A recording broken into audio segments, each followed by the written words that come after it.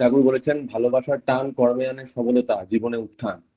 যে কোনো বিষয়কে বুঝতে গেলে যদি সেই বিষয়ের শিক্ষকের সঙ্গে একটা ভালো বেশ শ্রদ্ধার সম্পর্ক, তাকে যদি তাকে ভালো লাগছে, তার কথাবার্তা ভালো লাগছে, তার চাল চলন ভালো লাগছে, যদি এরকম একটা সম্পর্ক গজায়, তাহলে সেই বিষয়টাকে বুঝতে যেমন সুবিধা হয়, সেরকম ভাবেই শ্রী ঠাকুরের বিষয়টাকে বুঝতে গেলে, শ্রী ঠাকুরের বিষয়টা জীবনের কতটা জুড়ে এটাকে উপলব্ধি করতে গেলে শ্রী ঠাকুরের সঙ্গে আমাদের ভাব ভালোবাসা অত্যন্ত প্রয়োজন।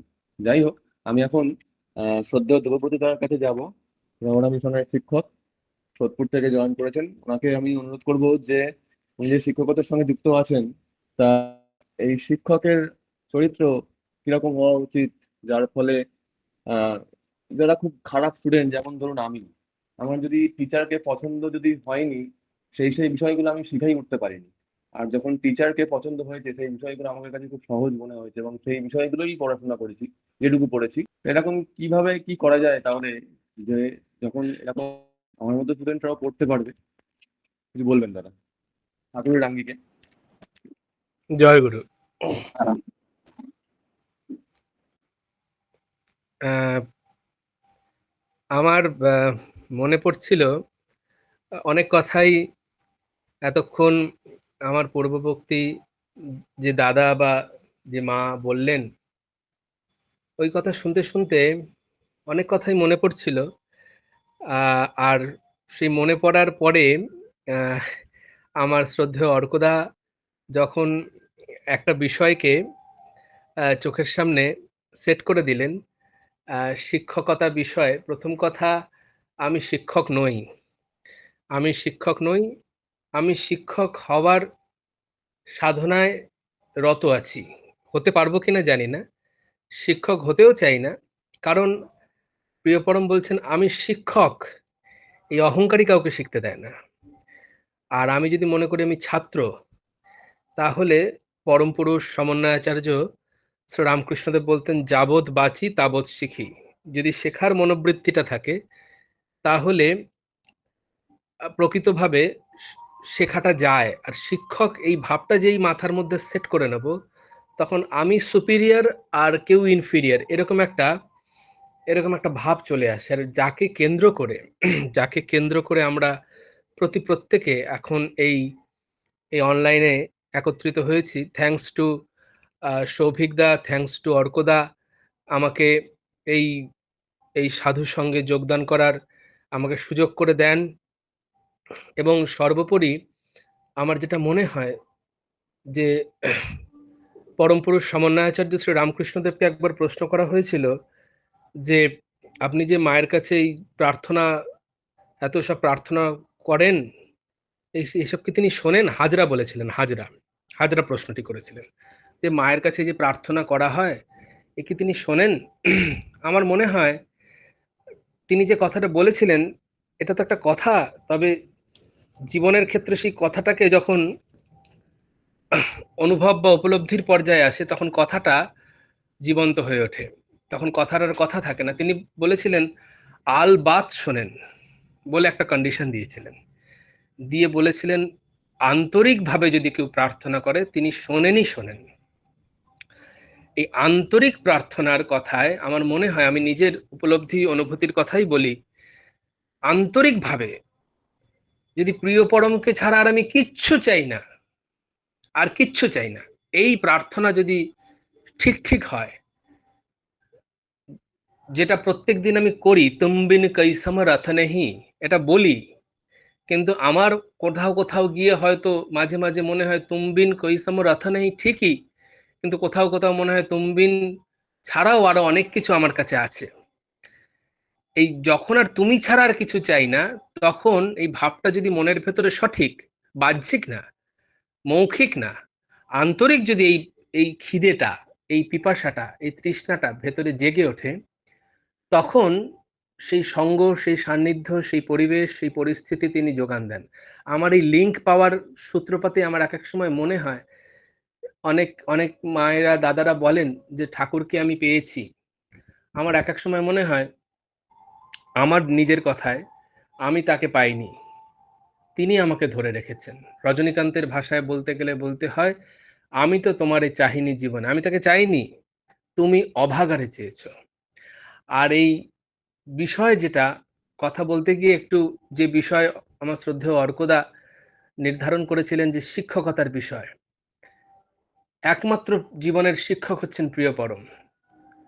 আমরা প্রত্যেকেই, অন্তত আমি তো ছাত্রই, আর এই শিক্ষকতার যে বিষয়বস্তু নির্ধারণ করতে গিয়ে অর্কদা যে একটা কথা বলছিলেন, আমি ওটাকে আমার একটা পার্সপেক্টিভে ভাবছিলাম যে অমনোযোগী ছাত্র কি করে মনোযোগ আসবে, কি করে শিক্ষকের কথা, তার প্রতি আগ্রহ ইত্যাদি ইত্যাদি এইসব বিষয় যখন বলছিলেন তখন আমি বসে বসে ভাবছিলাম যে এই অমনোযোগী ছাত্রের তালিকাতে তো আমিও পড়ি। কারণ প্রিয়পরম আমাকে শিক্ষক হিসেবে তিনি আমার কাছে যা যা এক্সপেক্ট করেছেন, আমি ছাত্র হিসাবে 24 আওয়ার্স তার সেই এক্সপেকটেশন কতটা ফুলফিল করতে পারছি। আর এই যে পারছি না, এর পেছনে যদি কারণ খুঁজতে যাই তাহলে একটা কারণ খুঁজে বেরোয়। আমি যেহেতু অর্কদা আমার সময় যদি হয় তুমি আমাকে কিন্তু থামাবে, আমার অনেক সময় সময়ের জ্ঞান থাকে না বলতে গেলে, তুমি আমাকে একটু থামিও। তো অনেক সময় মনে হয় যে প্রিয় পরমের মানে তিনি তো প্রশ্নকর্তাও তিনি, উত্তরকর্তাও তিনি। তো এক জায়গায় তিনি বলছেন এই সৎসঙ্গে বিভিন্ন আগের সপ্তাহে সৌভিকদার ইষ্ট প্রসঙ্গ শুনছিলাম, আরো অনেকের কথা শুনছিলাম, এসব শুনতে শুনতে আমার মনে হয় কথাগুলি যখন শুনি এবং কথাগুলি যখন বলি, এই শোনার বলা দুটোই খুব প্রাণস্পর্শী হয়, কিন্তু কথাগুলিকে মনে রাখতে পারি না। মনে রাখতে পারি না মানে আমি মনে রাখতে চাই না। আমি মনে রাখতে চাই না। এটা মনে হলো কখন? মনে হলো তখন যখন প্রিয় পরমের একটা বাণী চোখের সামনে ভেসে উঠল, মনোযোগী হতে যেও না, আগ্রহী হয়ে ওঠো। আমি যখন তার কথাগুলি শুনতে ভাল লাগে, তার কথা শুনতে আনন্দ, বলতে আনন্দ, তার আদরে আনন্দও হয়, কিন্তু অনাদরে কিন্তু আমার আনন্দটা হয় না। এই অনাদরে যখন আনন্দ হয় না, তখন বুঝতে হবে আমার তার প্রতি আগ্রহের ঘাটতি আছে, আগ্রহের আমার কমতি আছে। কারণ যে যাকে ভালোবাসে সে তার অনাদারেও তাকে ছাড়ে না। আমার কোথাও কোথাও তিনি অনাদার করলে আমার তার প্রতি অভিমান কোথাও কোথাও হয়তো চলেও আসে। আমি বলি প্রত্যেক দিন যে তুম্বিনী কৈসম রথ নেই, প্রার্থনাতে বলি, তোমার শতনুজ্ঞাতেও বলি তোমারই সন্তান, অনেক জায়গায় অনেকভাবে বলি, কিন্তু বলাটা আমার মৌখিক একটা অভ্যাসে পরিণত হয়ে গেছে। আন্তরিকভাবে আমি বলতে পারি না বলেই আমি তার কথা যা শুনি বা যা বলি সেটা পরিপালনের ক্ষেত্রে গিয়ে কোথাও আমার কমতি বা খামতি এসে যায়।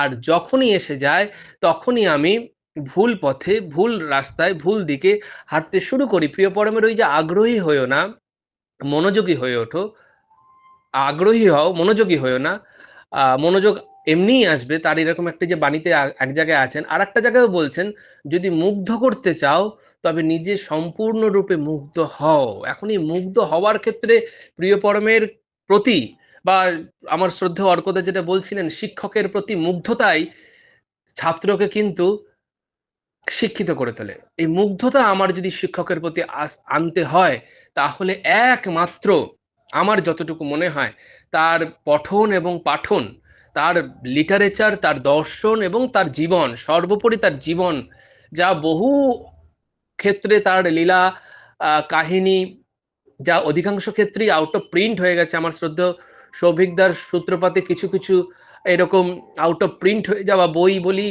বা তার জীবনের বিভিন্ন লীলা প্রসঙ্গই বলি, এগুলি পড়ার মধ্য দিয়ে, এগুলি পরিক্রমা করার মধ্য দিয়ে, এগুলি এগুলি পর্যবেক্ষণ করার মধ্য দিয়ে কোথাও গিয়ে তার প্রতি আস্তে আস্তে আস্তে আস্তে আগ্রহটা বাড়তে শুরু করে। আর যখন আগ্রহ বাড়তে শুরু করে তখন তার কথাগুলি আমার মানতে বা সেই কথাগুলির প্রতি আমার মনোযোগ সহজেই আকৃষ্ট হতে শুরু করে। এই সহজে আকৃষ্ট হতে শুরু যখন করে তখন আস্তে আস্তে আস্তে আস্তে অনুভূতির দ্বারা যা জানা যায় তাই জ্ঞান, এই অনুভূতিটা আমার জীবনে আসতে শুরু করে। আর যখন ঠাকুরকে নিয়ে চলাটা আমার একদম একা, একদম আমি আর তুমি, মাঝখানে আর কেউ নেই, এই পর্যায়ে যখন কোনো দাদা দিদি কেউ নেই, শুধু এক গাইডিং পার্সোনালিটি থাকতে পারে, কিন্তু তোমার আর আমার মাঝখানে আর দ্বিতীয় কেউ যখন থাকে না, তখন ওই ওই আতস কাচের মধ্যে সূর্যালোক, সাধারণত পেপারের মধ্যে সূর্যের আলো পড়লে কিন্তু পেপার পুড়ে যায় না, কিন্তু আতস কাচের মধ্যে দিয়ে যখন সূর্যের আলোকে পাস করিয়ে ওই এককেন্দ্রিক ওই কনসেন্ট্রিক ওয়েতে যখন পেপারে ফেলা যায় তখন ওই একই সূর্যের আলো পেপারকে কিন্তু পুড়িয়ে দেয়। আমার মনোযোগ চারিদিকে এত ছড়িয়ে রয়েছে, সেই জায়গা থেকে যখন ওই আগ্রহী হয়ে ওঠার মধ্য দিয়ে আমার মনোযোগ একমাত্র প্রিয় পরমের প্রতি ওই রকম এককেন্দ্রিক মনোযোগ যখন তৈরি হয়ে উঠবে, তখন তখন কিন্তু আমার মনের মধ্যে যে পাপ তাপ কালিমা প্রবৃত্তি পরামৃষ্টতা যাই থাকুক না কেন, ওই কাগজ যেমন পুড়ে যায়, তখন এটাও কিন্তু ওই এককেন্দ্রিকতার মধ্য দিয়ে পুড়ে যায়। এই যাওয়াটা যাতে আমার ত্বরান্বিত হয়, সেই জন্য বক্তৃতা দিয়ে কিন্তু যাওয়া আমার ত্বরান্বিত হবে না, সৎসঙ্গে গেলেও আমার যাওয়া ত্বরান্বিত হবে না, শুধু যাওয়া আসা, শুধু স্রোতে ভাষা, দেওঘরে গেলেও আমার ত্বরান্বিত হবে না। এগুলো আমার সহায়ক ভূমিকা পালন করতে পারে, এগুলো আমার সহযোগী ভূমিকা পালন করতে হবে। ত্বরান্বিত হবে কি করে? সেদিন সৌভিকদার সঙ্গে কথা হচ্ছিল, তার সময় ভজন দীক্ষা ছিল, কিছু কিছু মানুষকে যোগ্য বিবেচনা করে তিনি ভজন দীক্ষা দিয়েছেন, অনেককেই দিয়েছেন। এবং তার কিছু কিছু অংশ সেই সৌভিকদার সঙ্গে কথা বলতে গিয়ে আমি জানতে পারলাম যে তপবিধায়নার কিছু কিছু জায়গায় সেই ভজন দীক্ষার কিছু কিছু মানে অংশ বা কিছু কিছু অধ্যায় তপবিধায়নের মধ্যে বিভিন্নভাবে উল্লেখ করা রয়েছে। ঠিক এরকমই একটি অধ্যায়, এরকমই একটি অধ্যায় প্রিয় পরম, যে এইরকম করে তার প্রতি আগ্রহ কি করে বাড়াতে হয়, তার প্রতি ভালোবাসার টান, তার তার প্রতি আমার আকর্ষণ কি করে বাড়াতে হয়, তার জন্য সেদিন পড়তে পড়তে একটা জায়গায় গিয়ে জিনিসটা আমার কাছে বেরিয়ে আসলো। সেটা হচ্ছে তপবিধায়নায় খুব সম্ভবত দ্বিতীয় খণ্ডে একটি অধ্যায় আছে, যে অধ্যায়ের মধ্যে বাণীটার ওপরেই লেখা আছে শুদ্ধি মন্ত্র। শুদ্ধি মন্ত্র, এই শুদ্ধি মন্ত্রের মধ্যে বাণীটা পরপর পরপর অনেক বড় বাণীটা, তার মধ্যে এক জায়গায় প্রিয়পরম তার প্রতি আমার টানকে অটুট নিনড় করার জন্য তিনি বলছেন এক জায়গায় যে তার কাছে প্রত্যেক দিন মেনশন করে দিচ্ছেন কি কি নিয়ে বলতে হবে।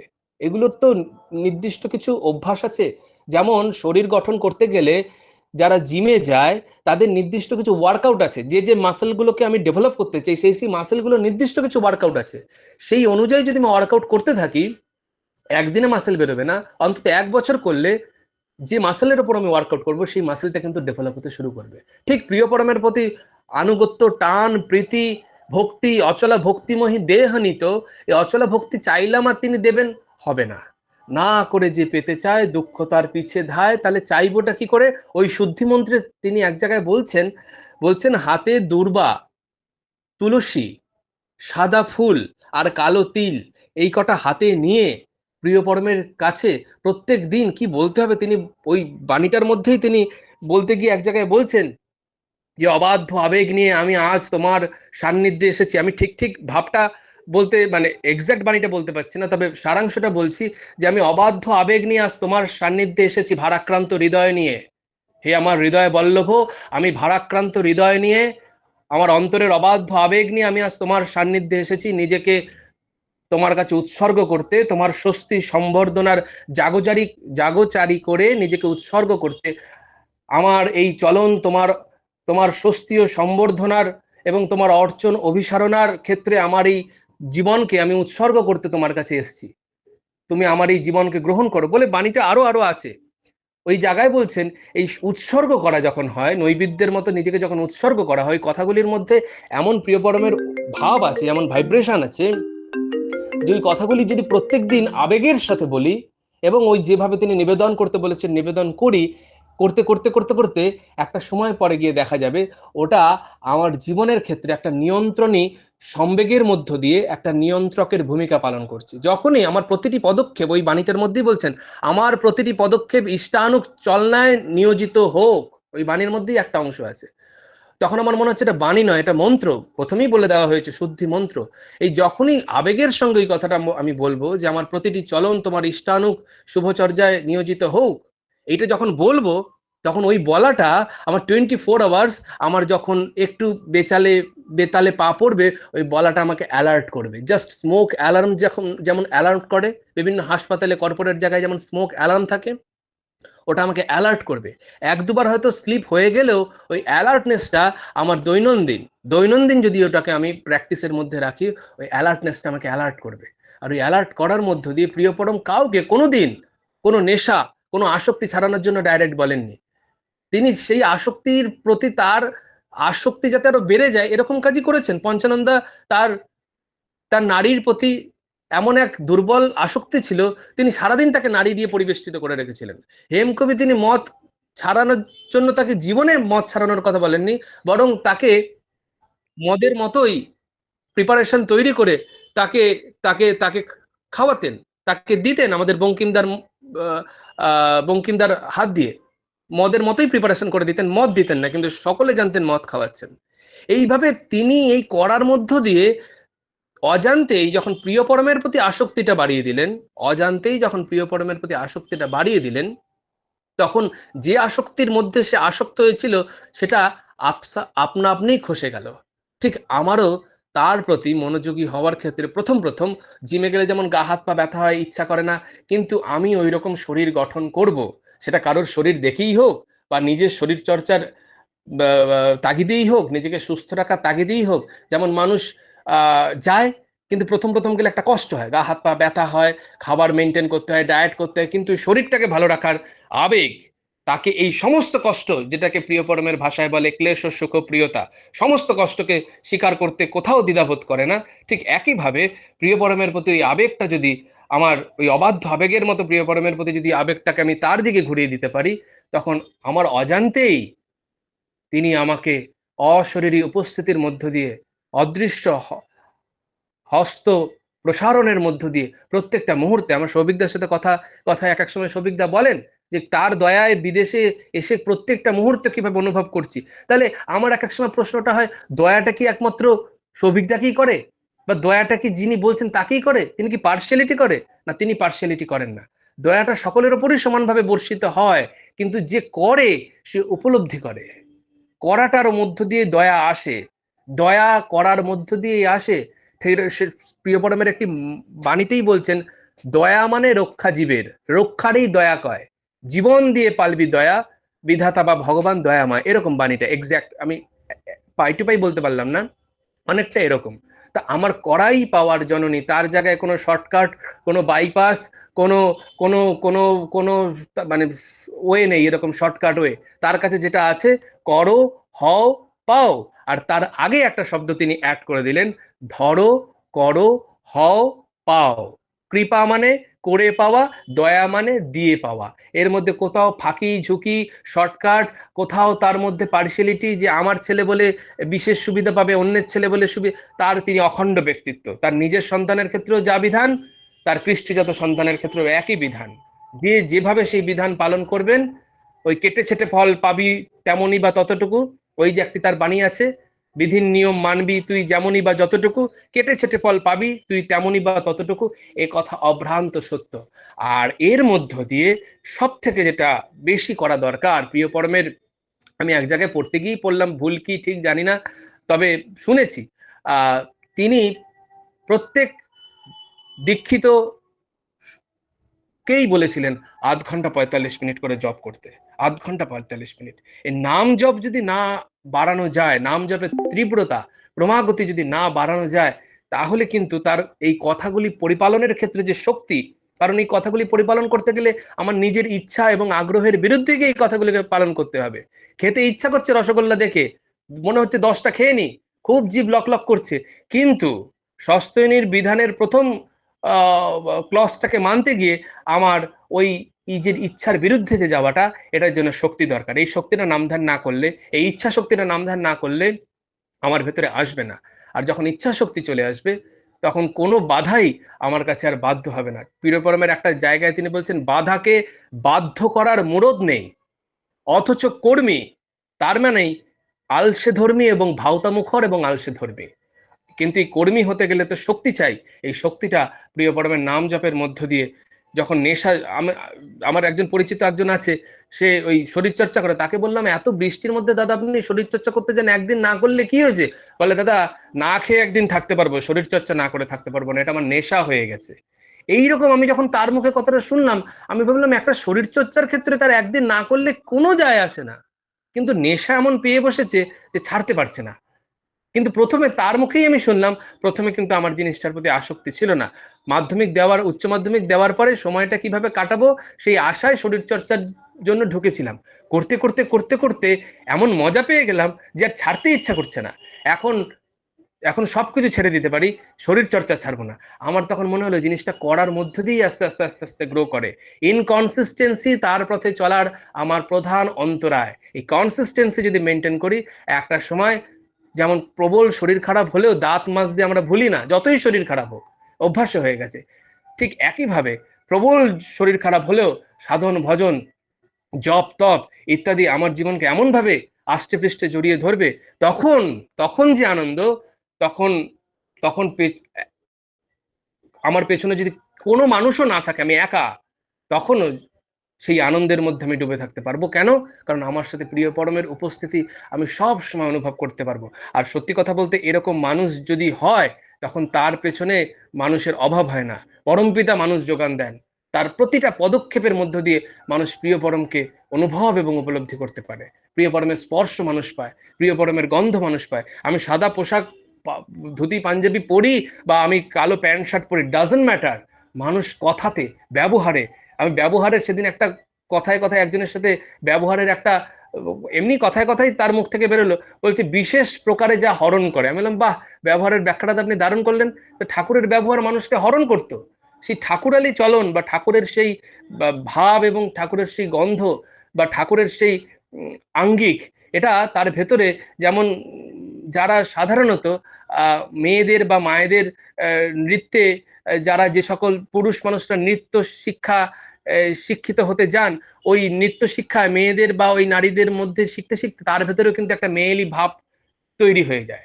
ঠিক ঠাকুরের সঙ্গে এরকম দৈনন্দিন ওঠা বসা করার মধ্য দিয়ে আমার ভেতরে অজান্তেই, এবং ঠাকুরের দর্শন পরিক্রমার মধ্য দিয়ে আমার ভেতরে অজান্তেই ওইরকম ঠাকুরের একটা আঙ্গিক কিন্তু ফুটে বেরোতে শুরু করবে। তার জন্য বিজ্ঞাপনের কোনো প্রয়োজন পড়বে না। ডালিম পাকলে এমনিই ফেটে যাবে। তোমার ভেতরে সদ্ভাব পাকলে তোমার মুখে তা প্রকাশ করতে হবে না, তোমার আচরণেই প্রকাশ পেয়ে যাবে। এই এই এই কথাগুলি প্রিয় পরমের ইচ্ছায় আমার এই মুহূর্তে মনে হলো। অনেকটা সময় নিয়ে নিলাম, জানি না বা কতটা সময় নিলাম, কিন্তু আমাকে এতটা কথা আমারই মঙ্গলের জন্য, আমারই উন্নয়নের জন্য বলার সুযোগ অর্কদা, সৌভিকদার সৌজন্যে পেলাম। তার জন্য আমি প্রতি প্রত্যেকের কাছে আমি আন্তরিকভাবে কৃতজ্ঞ, ঋণী, এবং প্রতি প্রত্যেকের আমি সর্বাঙ্গীন সার্বিক মঙ্গল আমার গুরুদেবের শ্রীচরণে প্রার্থনা নিবেদনের চেষ্টা করে তার কথার এখানেই বিরাম ঘোষণা করলাম। সবাই ভালো থাকবেন। জয় গুরু, বন্দেই পুরুষোত্তম। শ্রদ্ধেয় দাদাকে অসংখ্য ধন্যবাদ। আহ গত ভাদ্র মাসে যখন এখন প্রচুর অধিবেশন হচ্ছে, প্রচুর অধিবেশনে যাচ্ছি আর প্রচুর কথা বলতে হচ্ছে, সেই সময় আমি পূজনীয় বুদ্ধদেব চক্রবর্তী মহাশয়, ডক্টর বুদ্ধদেব চক্রবর্তী, শ্রী ঠাকুরের পৌত্র, ওনাকে আমি জিজ্ঞাসা করেছিলাম যে এত এত অধিবেশনে যাচ্ছি, মানুষ কথা শুনছে, অন্যদের কথাও শুনছে, কিন্তু তাদের মধ্যে কোনো পরিবর্তন তো আমি সেরকম দেখতে পাচ্ছি না। তার লাভটা কি হচ্ছে এত কথা বলে?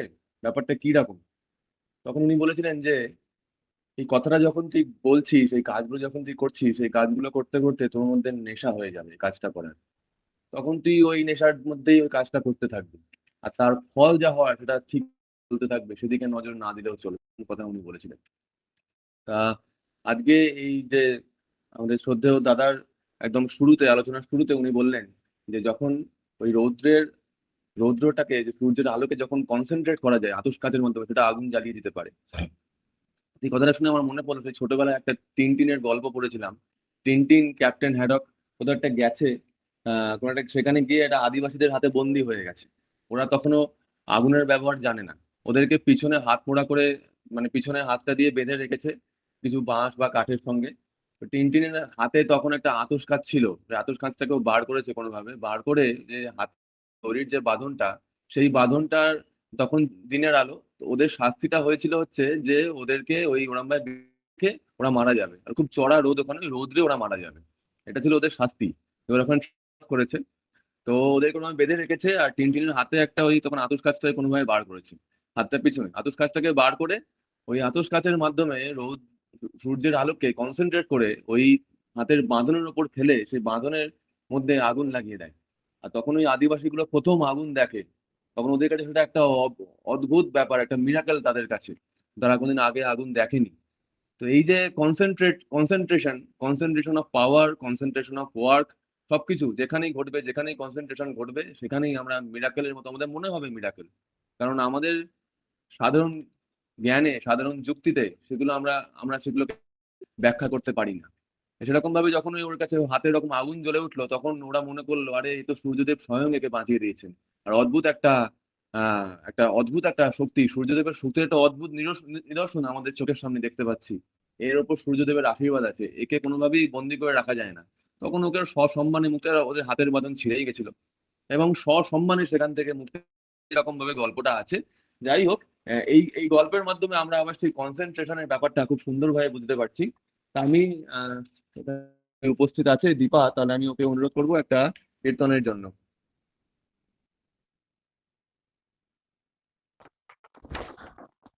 আহ প্রিয় পরম শ্রী শ্রী ঠাকুর অনুকূল চন্দ্রের চরণে জানাই আমার প্রণাম। এখানে সকলকে উপস্থিত আমার জয় গুরু।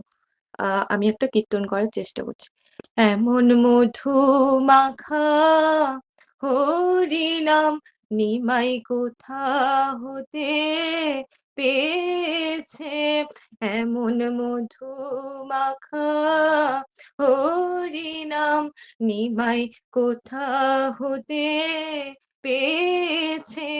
এ নাম একবার শুনে হৃদয় বিনে, একবার শুনে হৃদয় বিনে আপনি বেজে উঠেছে, এমন মধু মাখা হরি নাম নিমাই কোথা হতে পেয়েছে। কতদিন শ্রবণে শুনেছি নাম, কখনো তো এমন করেনি পরাণ। কতদিন শ্রবণে শুনেছি নাম, কখনো তো এমন করেনি পরাণ। কি জানি কি এক নব ভাবোদয়, কি জানি কি এক নব ভাবোদয় হৃদয় মাঝারে হতেছে, এমন মধু মাখা হরি নাম নিমাই কোথা হতে পেয়েছে। কেটে গেছে বিষম নয়নের ঘোর, গলে গেছে কঠিন হৃদয় মোর। কি যেন কি এক উজ্জ্বল জগতে, কি যেন কি এক উজ্জ্বল জগতে নিমাই আমায় লয়ে চলেছে। কি যেন কি এক উজ্জ্বল জগতে অনুকূল আমায় লয়ে চলেছে, এমন মধু মাখা হরি নাম নিমাই কোথা হতে পেয়েছে। আজ হতে নিমাই তোর সঙ্গে রব, জ্ঞানের গরিমা কভু না করিব। আজ হতে অনুকূল তোর সঙ্গে রব, জ্ঞানের গরিমা কভু না করিব। সব ছেড়ে ফেলে হরি হরি বলে, হরি হরি হরি বলে নাচিতে বাসনা হয়েছে, এমন মধু মাখা হরি নাম নিমাই কোথা হতে পেয়েছে। কে যেন কহিছে মোর কানে কানে, পারের উপায় তোদের হলো এতদিনে।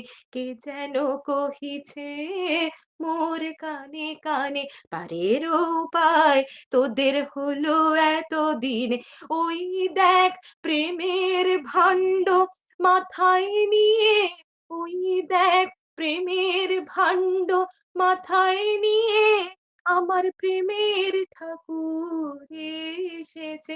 ওই দেখ প্রেমের ভাণ্ড মাথায় নিয়ে আমার প্রেমের ঠাকুর এসেছে। এবার ভব পারাবার করিতে দয়াল, ভব পারাবার করিতে দয়াল অনুকূল হয়ে এসেছে, এমন মধু মাখা হরি নাম নিমাই কোথা হতে পেয়েছে। এ নাম একবার শুনি হৃদয় বিনে, একবার শুনি হৃদয় বিনে আপনি বেজে উঠেছে এমন মধু মাখা হরিনাম নিমাই কোথা হতে পেয়েছে এমন মধু মাখা হরিনাম নিমাই কোথা হতে পেয়েছে এমন মধু মাখা হরিনাম নিমাই কোথা হতে পেয়েছে। জয় গুরু। অপূর্ব সুন্দর। হঠাৎ করে আমাদের এখানে রণদা এসেছে। রণদার পরিচয় দিয়ে রাখি, রণদা হচ্ছে রণব্রত ঘোষ, সৌভিকের মামা। আহ রণদা কিন্তু জানতো না যে আজকে অধিবেশন আছে। রণদা হচ্ছে ইরাম ভাই সার্ভিস দিতে হয়, এটা হচ্ছে এরকম বলেছেন যে কথায় নয় কাজে। রণদা ওরকম সার্ভিস কিরকম ভাবে দিতে হয় সেটার এক্সাম্পল সেট করে বেড়াচ্ছে, এবং সেটা শুধু বাইরে নয়, তার বাড়িতেও। অনেক মানুষ আছেন যারা বাইরে প্রচুর সার্ভিস দেন, কিন্তু বাড়িতে সেরকম সার্ভিস দেন না। বাড়ির বাড়ির ব্যাপারটা আলাদা হয়, পার্সোনাল লাইফ আলাদা হয়, পাবলিক লাইফ আলাদা হয়। রণদাকে যারা কাছ থেকে চেনে তারা জানে যে রণদার আমাদের সবারই মানে পাবলিক পার্সোনাল লাইফে কোনো না কোনো অসুবিধা ত্রুটি বিচ্ছুতি থাকেই ছাড়া। কিন্তু রণদার যে সার্ভিস দেওয়ার একটা ব্যাপার, সেই সার্ভিস দেওয়ার ব্যাপারে পাবলিক এবং পার্সোনাল লাইফের মধ্যে কোনো রকম বিভেদ নেই, কোনো রকম পার্থক্য নেই। তাই এরকম একজন ব্যক্তিত্ব রণদা আজকে এসছে আমাদের অধিবেশনে, এবং জানতো না যে আজকে অধিবেশন আছে, আমাদেরকে একটা সার্ভিস দেওয়ার জন্যই এসেছে, ব্যক্তিগত একটা ব্যাপার। তা যখন রণদাকে পাওয়া গেছে, আমি রণদাকে অনুরোধ করব যে ঠাকুরের কথা যদি কিছু বলে আমাদেরকে সমৃদ্ধ করে। জয় গুরু।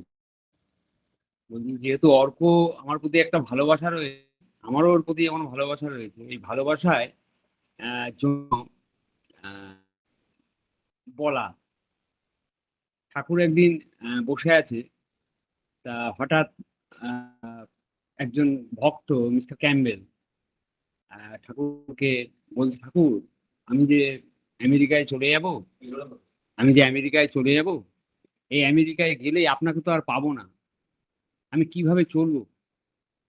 বলছে যে তুমি তো আমায় ভালোবাসো। বলছে আগে, বলছে ভালোবাসা তোমায় পথ দেখাবে।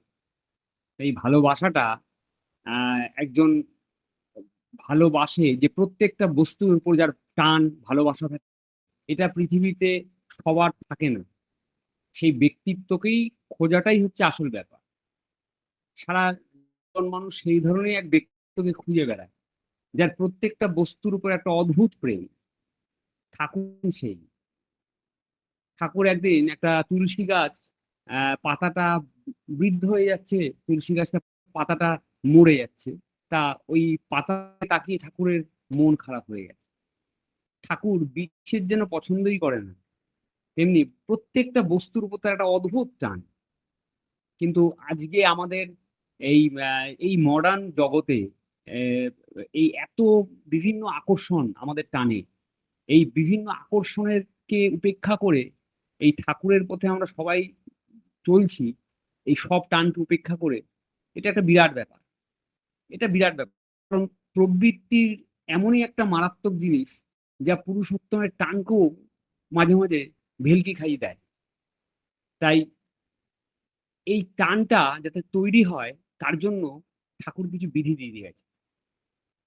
ঠাকুরের সেই বিধি দেওয়া রয়েছে। প্রথমত, যে আমরা সমস্ত কিছুই ঠাকুর যে ইষ্টবৃত্তির প্রথা চালু করেছে, সেই ইষ্টবৃত্তিটা হচ্ছে আগে করতো যে কোনো জিনিস দিয়েই করতো, তা এখন সেটা পয়সা দিয়ে করেছে। তাই পয়সার প্রচলন যখন ঠাকুর চালু করলেন, তখন তো অনেক খোঁজ করেছে ব্যাপারটায়, তার টিচার থেকে আরম্ভ করে সবকিছুই। কেন, অর্থের প্রতি আমাদের একটা যথেষ্ট ভালোবাসা আমাদের রয়েছে, এটা না চাইলেও চাইলেও। ঠাকুর বলছেন, আমি যদি দুঃখ করে বলছি, আমি যদি টাকা হতাম তাহলে মনে হয় তোরা আমার বেশি ভালোবাসতি। তাই সেই ভালোবাসার বস্তুটা, তাকে যখন আমরা নিয়ত, এই যে অর্ক এইমাত্র বুদ্ধ যেটার কথা বললো, যে তিনি তোমার কাজটা তুমি করে যাও, ফলের দিকে না থাকে, সেই কাজটা তোমায় নেশায় পেয়ে বসবে। সেই ইষ্টবৃত্তিটা আমাদের নেশায় পেয়ে বসেছে। সকালবেলায় না দিলে যেন আমার ভালো লাগে না।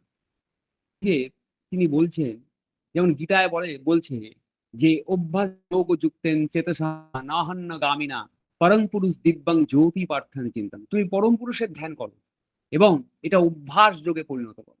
এই অভ্যাসটা আমাদের তিনি দিলেন ইষ্টবৃত্তি, দিলেন যজন যাজন, প্রত্যেকটা জিনিস। এই যজন যাজন ইষ্টবৃত্তি এত একটা ভাইটাল, যা একটা মানে যে পালন করবে ঠিক মতো যখন পালন করা হয় তখন তার সার্বিক মঙ্গল হয়ই হয়।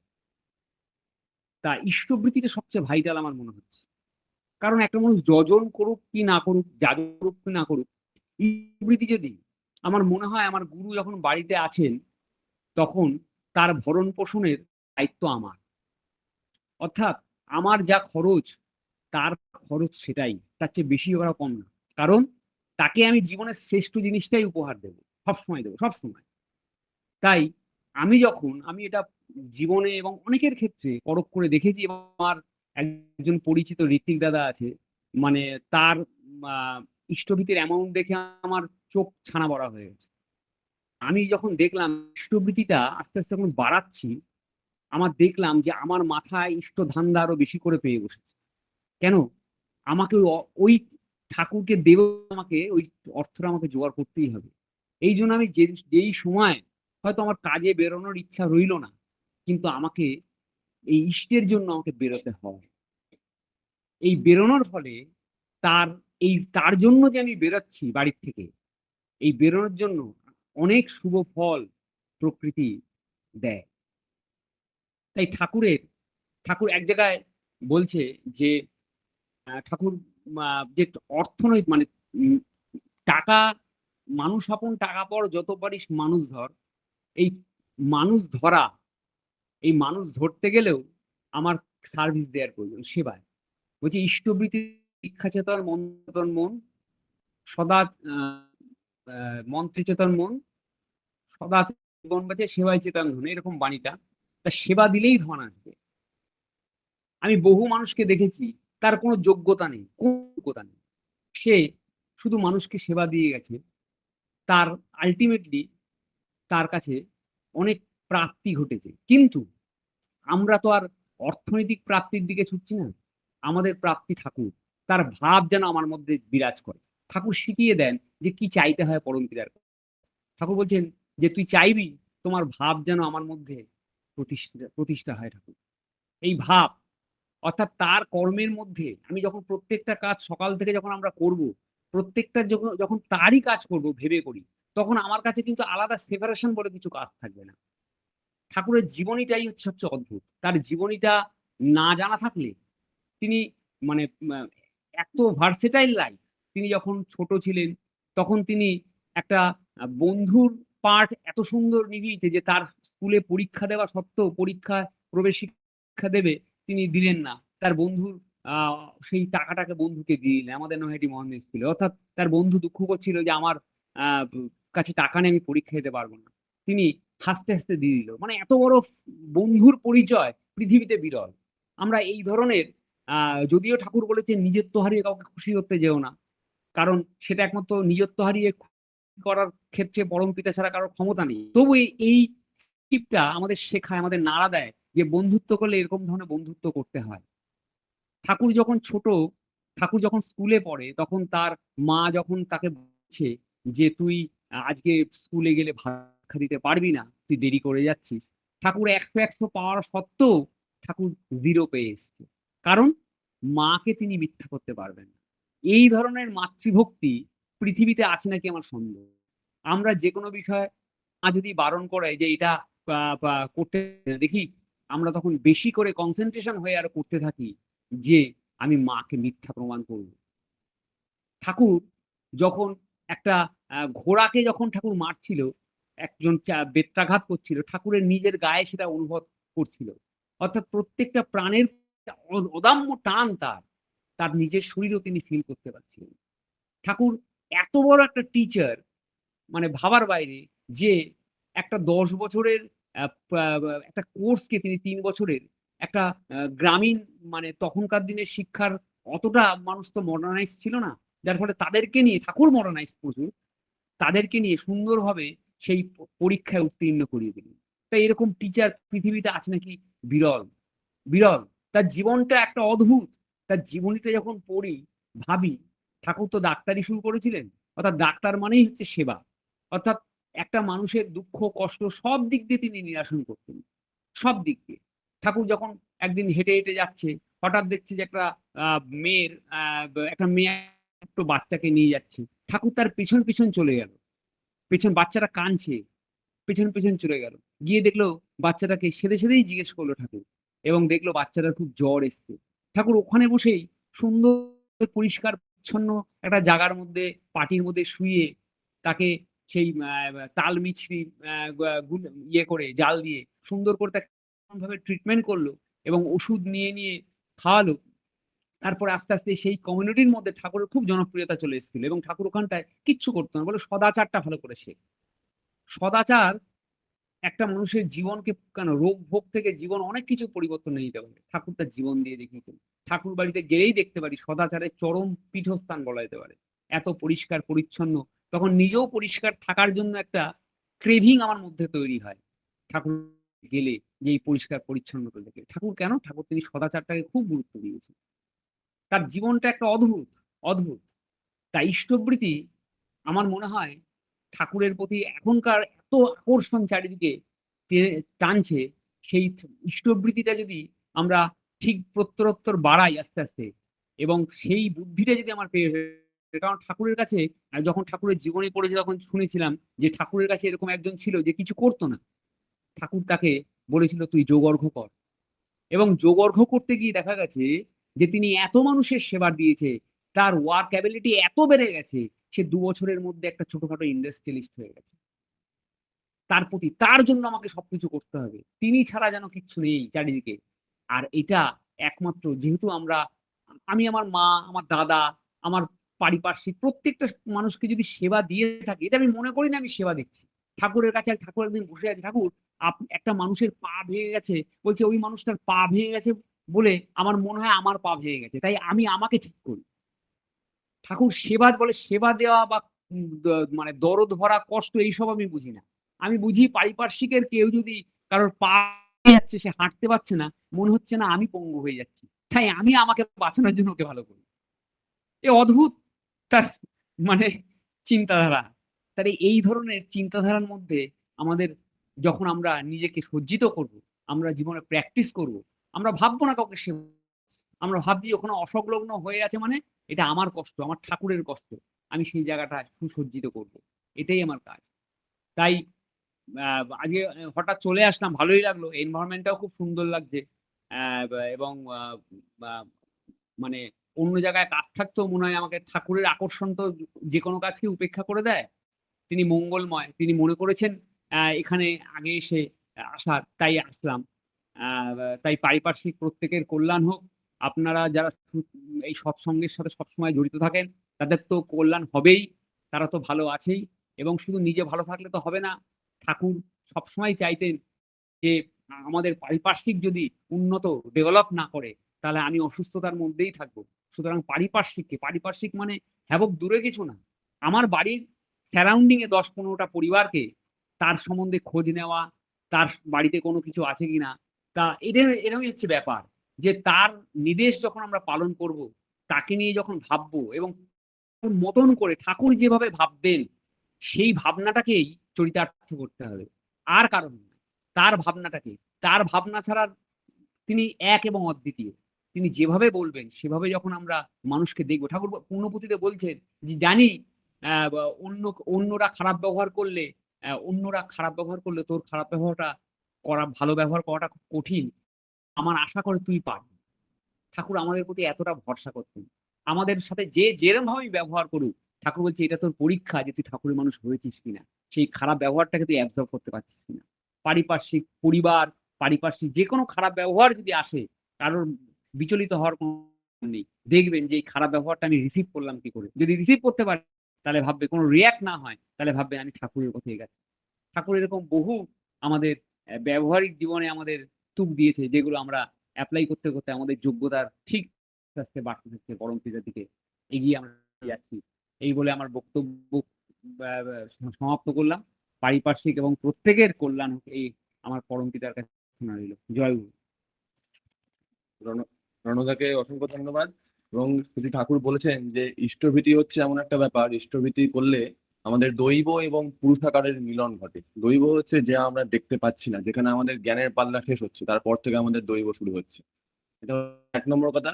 দু নম্বর কথা, শ্রী ঠাকুর বলছেন যে পরম পিতার ইচ্ছাকেই দৈব বলে মনে করো, আর কিছুকে অদৃশ্য ফদৃশ্য কিছু আর কিছু একটা বানিয়ে, আর কিছুকে একটা অদৃশ্য ফদৃশ্য বানিয়ে বসো না।